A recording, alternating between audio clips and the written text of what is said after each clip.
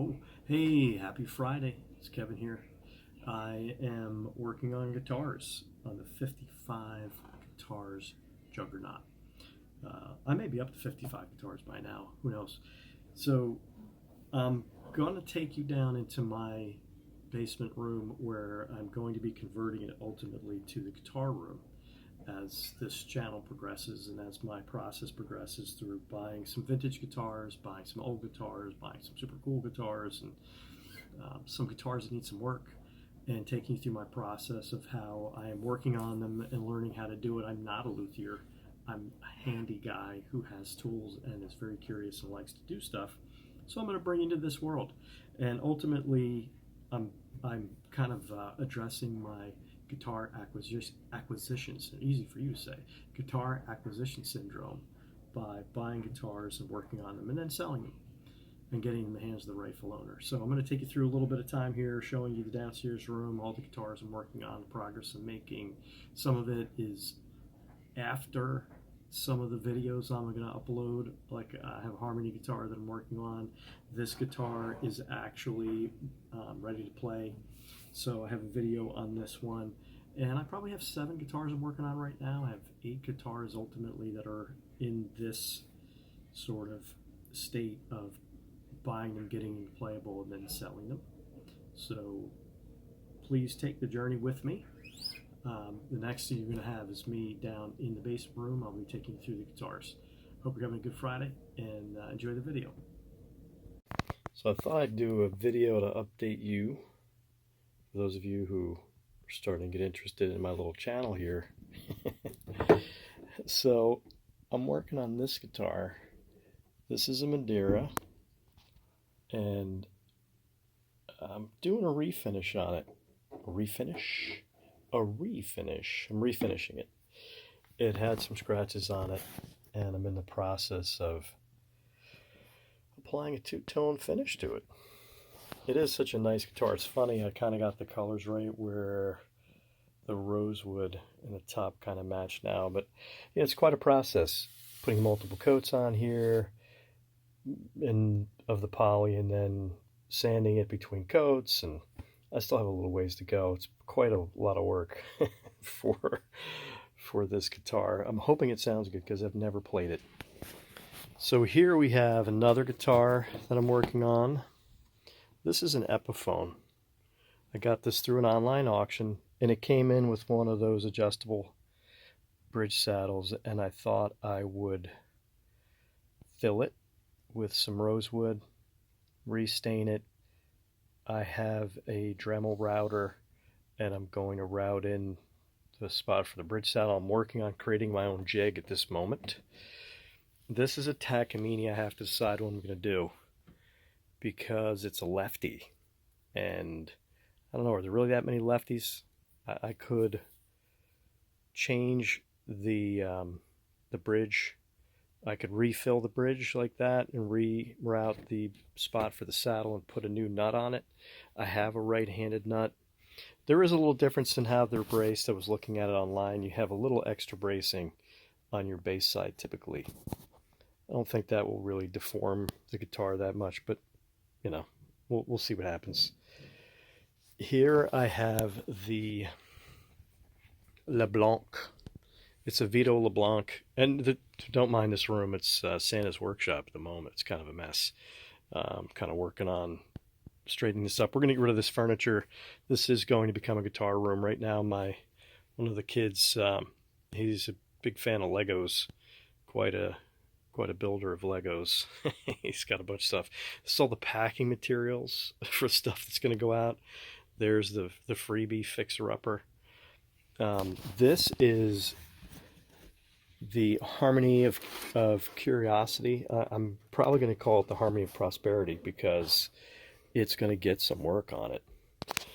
I bought a mustache bridge for it. I bought a different pick guard. It's going to look pretty cool. I'm going to do a really nice cherry finish on it. I probably could have done a better job of sanding the back, but we'll see if I can get it sanded a little more. Run the risk, if this is laminate, which I'm pretty sure the back is, you run the risk of burning through the first layer and just messing it up. So I'm going to take it easy on how hard I sand it. This may get a nice cherry burst finish. That could be my thing, making it look like a Gibson.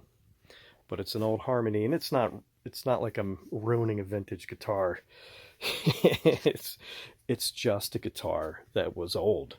So here is what would be and is a vintage K, which is going to get only a cleanup. If there's anything I need to do to set the action properly, I will. It came in a little, you can see in an old guitar like this, the action is fairly high, and there's not a whole lot of room to mess around with the bridge saddle. It definitely could use the neck adjusted. I'm going to try if it has a truss rod in here. Does it have a truss rod in here? No. It doesn't have a truss rod. This does not have a truss rod. So this should be interesting. This one may need a little... It may never really get to a low action, although it's not terrible for what most people do for strumming. And I've seen guys work with helping a neck to get straighter, and it really comes down to just kind of forcing it to be straight for a while. Using a 2x4, I watched one guy who's a luthier, puts a 2x4 here, like straight, and then you just kind of clamp it and you hold it there for a while, and you let the neck kind of straighten itself out a little bit. So that's probably what will happen to this guitar. In better condition, it may be worth a decent amount of money. I don't know. We'll see what it's worth. But again, all guitars are about playing them, and if it's not playable, then it's just decoration. So my goal is to take any of the guitars that come in that I buy, and when I say come in, I mean if I buy it on an auction. The wood for the top looks pretty nice. It does have a little bit of a belly bulge, and that's something that will affect the ability of the guitar to have not a ridiculous action. Can you see the belly bulge there? It's like pregnant. It's got a pregnancy belly bulge. There are some guys who claim that by humidifying an instrument, it will remove the bulge some, and that's going to come from putting a lighter gauge of strings on here. This will get some paradigm strings. These are probably too heavy a gauge of strings on here. They're probably using like a medium gauge string, which is just wrecking this old guitar. So these are going to come off, and I'm not in a hurry to do anything with it. So what I can do is humidify it, and this might have been part of the style of the top to be a little bit. I'm guessing it's just a belly bulge from having severe tension on it for a long time. Guitars have tension on them, and I don't hear anything that makes me believe that there's something of the bracing coming loose, but could be kind of soft bracing there. And we'll see what happens. Maybe I will have to check the bracing, and I watched videos on how to fix bracing from the from the inside without cracking a guitar. But I'm not ready to do that to an old vintage guitar like this. There's no way I'm doing that. If it gets back to playable and sounds pretty cool, that'll be my goal, because it has like this special old binding on it. And there's nothing special about the back of the binding. And again, the room down here is kind of messy. It's going to get a makeover. I'm going to get all this stuff out of here, but whatever. It has looks like it has a maple back. Has a nice little sunburst, edge burst on there. And get this thing. We'll see how it plays when I get it set up. Like, I'm not going to bother trying to play it in its current condition, because clearly the action's off, and we'll have to be gentle with getting the action back to normal. There's no way I'm taking the neck off. There's a bow in the neck, so it's not like the neck is straight and there's something going on. The neck's a little curved from significant tension on it. So I got some guitars hanging around here that need to be fixed up, be made really playable, moved on. This one I probably will move on. I was going to keep it as an example to play against, as a laminate body guitar that you'd probably pay $400 new. I'll look it up and see what they get for this guitar new, but I'll probably give it, get it out of here to let somebody play it instead of keeping it around here forever. The other thing I was doing a while back is I was making guitar hangers. I'll start doing that again, and that'll be part of my channel. So I'll make guitar hangers too, and if you want to buy some guitar hangers from me, that'll be great. But here are the two guitars that I'm really focused on right now. This guitar had one of those adjustable bridge saddles on there. And the one thing that I didn't realize, some of these guitars, if you see two markers here, they actually have screws that come up through the bridge. And they have a nice little dot on there. And so I was removing this, and I didn't realize that this was actually screwed down, which is kind of a cool concept. You don't really see that.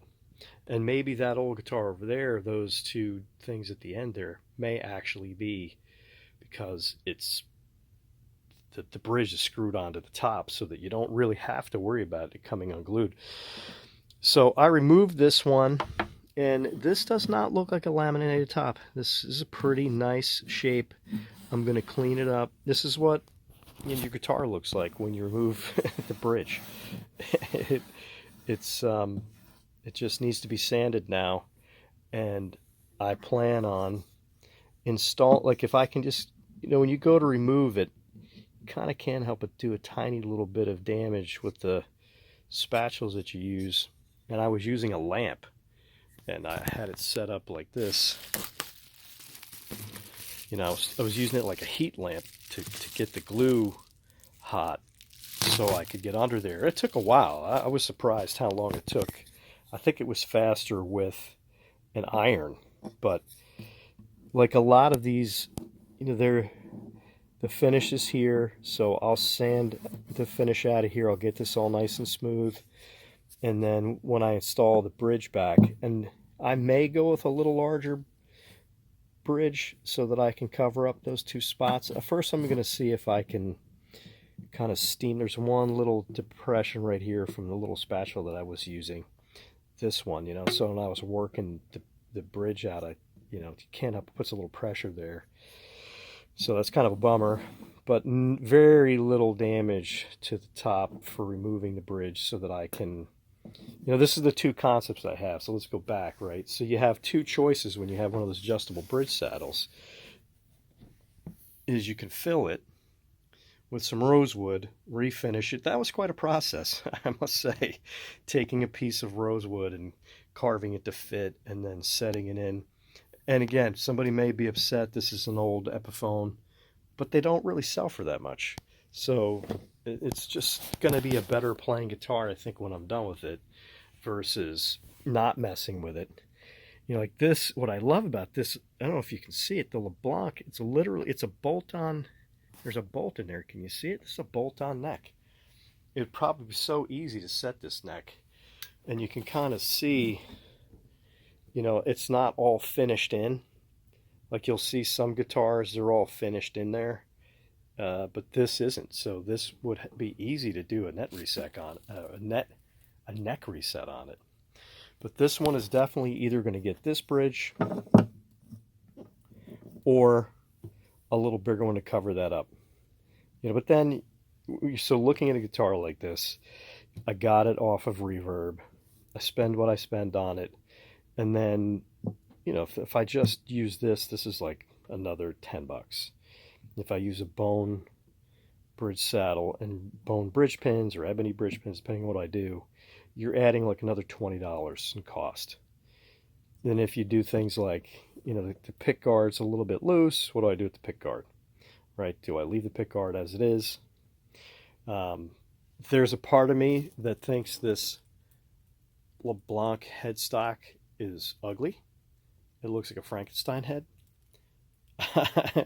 And there's a part of me that wants to make it not ugly, and by cutting off some of that extra wood at the top and maybe doing a little more Gibson, like do what the Japanese guitar makers would do, is just make it look like the Gibson headstock, and just get some of that weird shit out of there, where where I just kind of take the squareness out of it.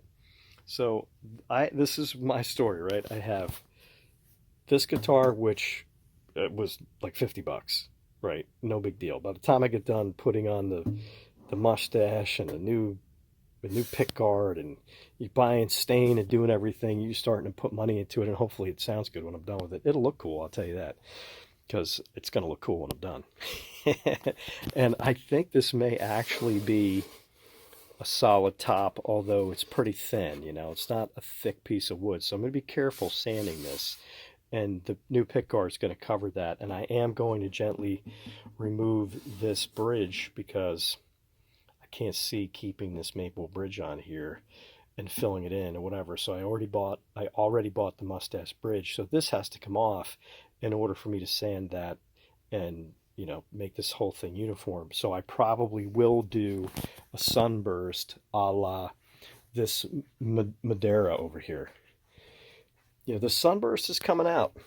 I can't, it was weird. It's like getting to the colors, and then, once it's cleaned up, I do have to do more polishing to get the wonky stuff that I did when I was staining it. You don't realize things until you go through the process. Like, I covered the rosette, so I bought a rosette sticker, and if you put the poly over it, it probably won't look that much different than a normal sticker. But I did get a nice rosewood pick guard like they have on the Taylors, and it looks really nice with this, like the rosewood and the whole thing. This is going to be a very nice looking guitar. Again, when I bought it, the action was great, and there's nothing that tells me that it shouldn't be when I restring it. So this is the Madeira by Guild P600R, and that's because this is a rosewood guitar, and it's really pretty. And I'm going to carefully show you the back.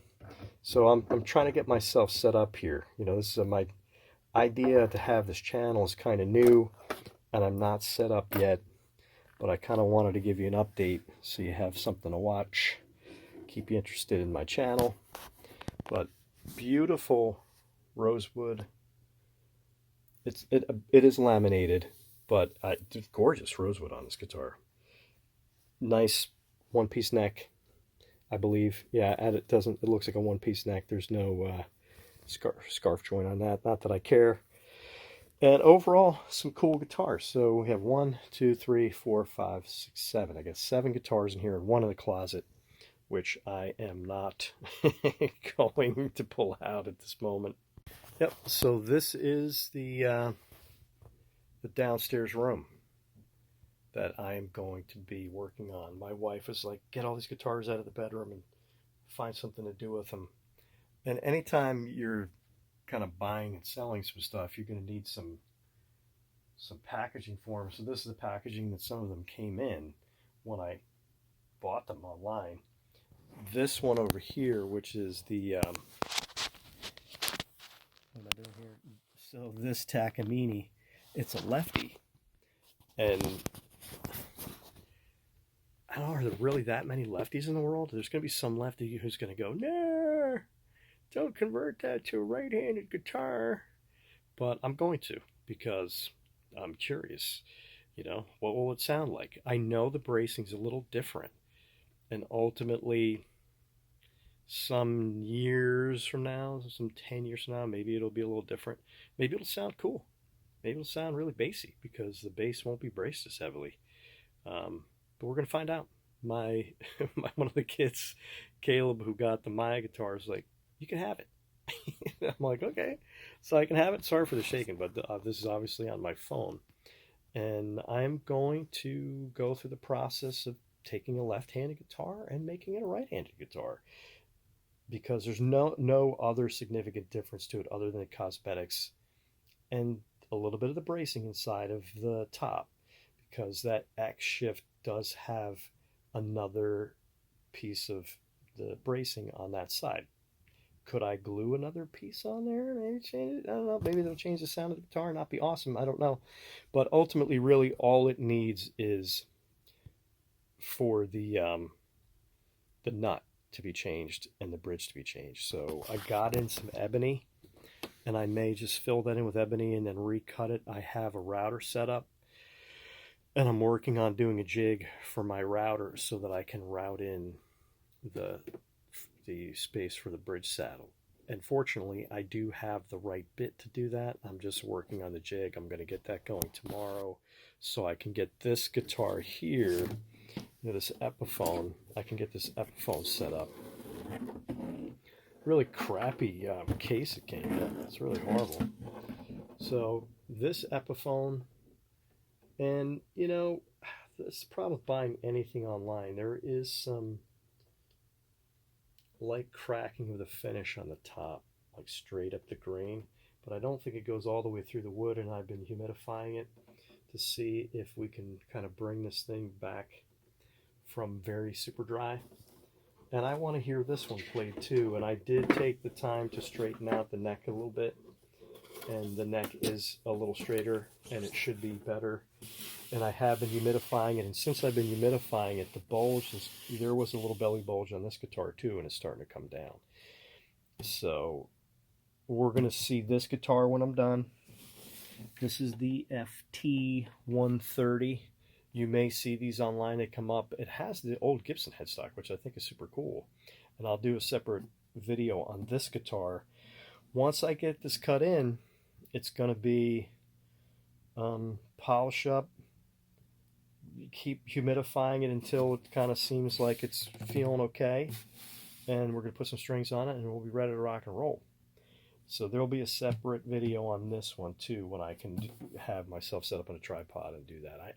Everybody who does this, what I'm doing, talking to their phone, you're doing it because there's nobody else to record you. And I don't have a gimbal thing yet. You know, someday, if I get more than 4 subscribers, I will get a handheld thing with a gimbal, because I'll be doing other things in my channel. I ride mountain bikes and do things, but this is the guitar channel. And I'm going to have a lot of fun with a couple of these guitars. The harmony guitar, I'm going to have fun doing this. This is super cool. Taking this guitar, sanding the finish down. It was quite a lot of work to get the finish all sanded off it, but I'm going to do a nice black cherry finish on it. I'll keep putting coats on it until it looks super cool. And it was brown. I don't know. Brown, like this brown. I mean, who does a brown guitar? You know, brown. So it's gonna be black cherry, and I may even go lighter. Maybe I'll do a nice full-on cherry burst on that bad boy, like the Ventura guitar, but not so yellow. More of the honey colored with nice cherry and honey. I'll look at those different sunbursts and see what's cool. The other thing I thought was super cool is Guild had a really dark sunburst with like cherry and lighter red. I may do something like that. That's cool. But I'm gonna maybe look more Gibson, because I'm stealing a mustache bridge to put on there. Not stealing, I bought one. But I'm saying design-wise, it's a Gibson thing to do the mustache bridge. That's going on there, along with a more Gibson style pick guard. We'll see how it looks. I don't want to go, I guess I could do a hummingbird pick guard. Maybe I'll do a hummingbird pick guard. The one that's coming in doesn't have any of the bird stuff on there, so I don't know if I really like all the bird decorations. So whatever, we'll see what happens. So that's what's going on with the guitar room. You're seeing it in the beginning stages. We're going to get rid of all the bedroom furniture. And then we're going to put in a futon so that when guests come, they still have a place to chill and sleep. But you'll see a transformation as my channel gets going. This is going to be cool. My wife's letting me. Yeah, that goes. Anybody who's married. My wife is participating with me in my thing here by saying, hey, get this room set up down there, and that way it doesn't all have to be jammed into my master bedroom closet. So that's this video. I wanted to give you an update. So each one of these guitars is going to have its own video. The harmony guitar is going to have a little more because I did some videos of me driving out there to pick it up and talking about stuff. So that one's going to get a lot of work. The Vito LeBlanc. I did probably need to do anything to it, but I just hated the adjustable bridge saddle, and it sounds really nice, and I think it needed a traditional saddle on there with the bridge, and I think it's going to sound amazing. I probably will, because I didn't spend a tremendous amount of money on it. I probably will mess with the headstock just because I don't care. I mean, I don't think that I am lowering the value of this guitar by taking away some of the ugly. And over at my local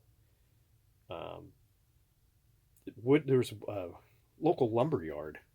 They have some old detailing, which I could probably use for purfling around the top.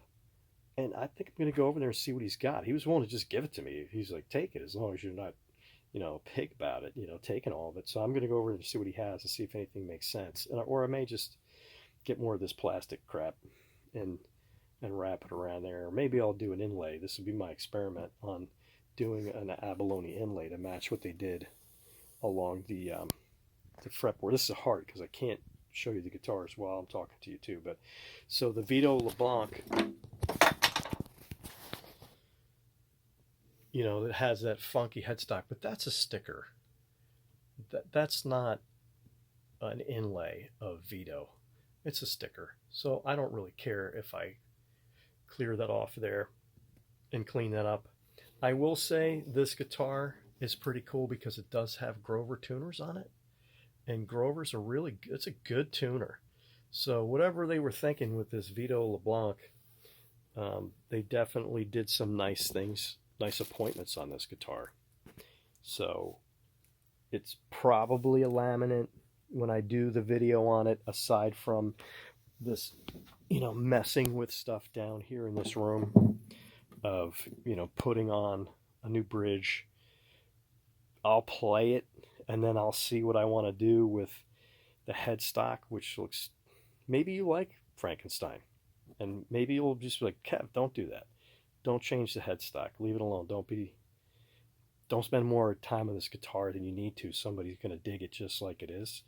So I could see that. If somebody watches this and you think, hey, the Vito LeBlanc is pretty cool by itself, Kev, don't do anything to it, then maybe I won't. But then you're going to have to buy it. Okay. So the Vito LeBlanc right now kind of has that, let's see if I can do this. It kind of has that Gibson vibe, but it's not a slope shoulder. It just has that Gibson style pick guard, right? So again, it looks like it probably has a solid top, although it's not. I find with the better guitars, the higher end guitars, the top is a little thicker. But I do believe that this is a solid top.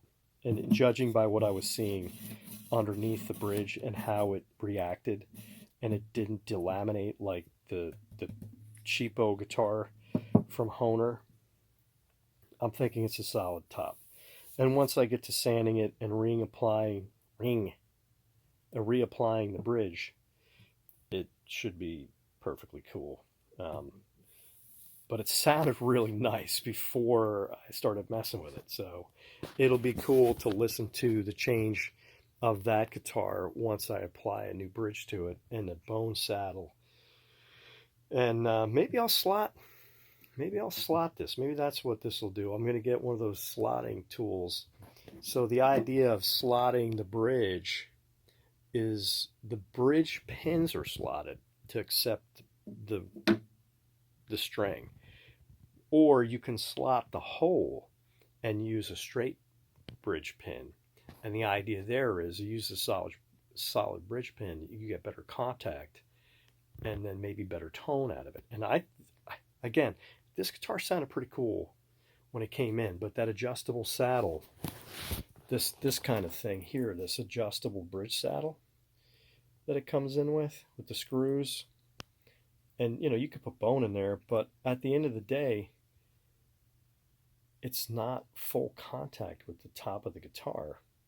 It's really the screw ends that I think, unless it has a hole to receive it. Like some of them actually, like my son's Gibson has, you screw this down into the guitar, so it literally is like full contact with the top. But this one does not have contact with the top, and that's my beef with the adjustable bridge saddle.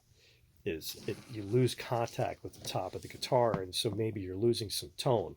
Where like this Epiphone, and that may have been, I think that was the adjustable bridge from that one. So this, I think this maybe has a pretty decent top on it, and this Epiphone has the Gibson style headstock, and like an inlay of the Epiphone on there. The first fret starts here. Kind of interesting. I don't know that I've seen that in any other guitar. Shitty case it came with. Oh my god, this thing's a disaster. But I do have an Epiphone gig bag that this will end up in. But another guitar is living in there right now, and it's in the closet. I'm not going to get in that closet to mess around. But that's the D55 knockoff, the Japanese, the Suzuki D55, which is going to take some work, and I have to get all these other guitars tuned up and potentially sold before I start messing with that one. That one is just going to be same kind of thing, like working on getting the action proper, getting the neck flat. I changed the tuning. The tuning machines are ready, so the tuning machines are changed, and then I just have to go about humidifying it and getting the action set.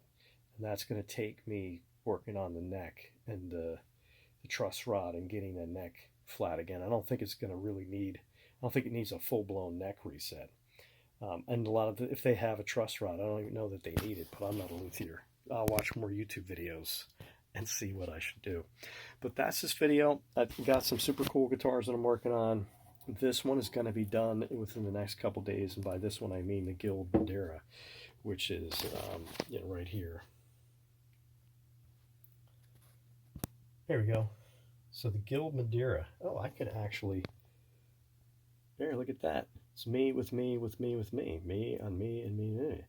So the Guild Madeira, I probably made a mistake, man.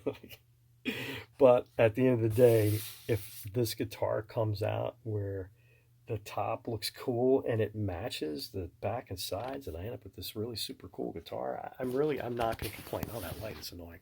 Sorry about that. I'm trying to get away from the light.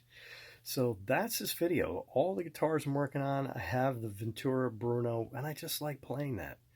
Maybe I'll keep it. Maybe I'll sell it. I don't know.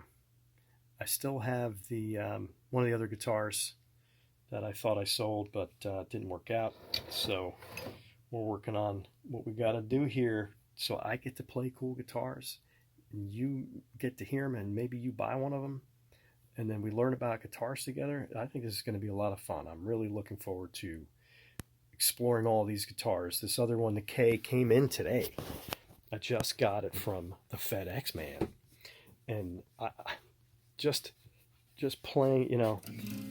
I had to detune it because like I said, I think I need to work on this to get the belly out of it. Man, those lights are ruining my shot. So cool stuff happening.